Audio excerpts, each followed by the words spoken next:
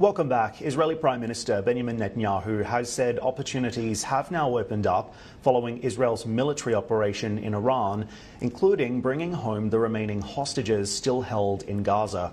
It is the first time the Israeli Prime Minister seemed to prioritize the return of hostages over defeating Hamas.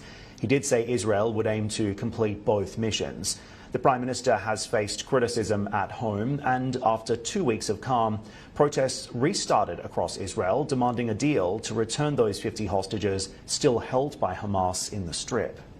President Donald Trump also urging progress on ceasefire talks between Israel and Hamas after 20 months of war. Israel ordered evacuation orders in northern Gaza, despite those calls from Trump to end the conflict. The US president posting on his Truth Social account, "Make the deal in Gaza, get the hostages back," he said, raising expectations for an agreement soon. Ron Dermer, a Netanyahu advisor, is set to travel to Washington this week, according to an Israeli official speaking to the Associated Press. The EU recently concluding a review of Israel's actions in Gaza. Officials found there were signs that Israel was in breach of its human rights obligations under the EU-Israel Association Agreement, and the bloc's foreign ministers are expected to decide on next steps. The EU Council President António Costa told CNBC's Silvia Amaro that while it's a good thing the EU reached a common position on Israel, it is not a good sign for the rest of the world. Here's more of that conversation.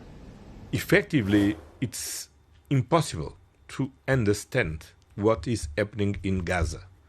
It's impossible to don't see and understand what is happening in Gaza and don't see and don't react to this humanitarian tragedy. And then there are a full agreement among the 27 that from the humanitarian point of view is unacceptable what's happening in Gaza.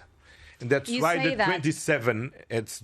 27 tasked the High Representative to present a review based on our association agreement if Israel is respecting or not the human rights. And for the first time, we have an official statement from the European Union saying Israel does not respecting human rights in Gaza.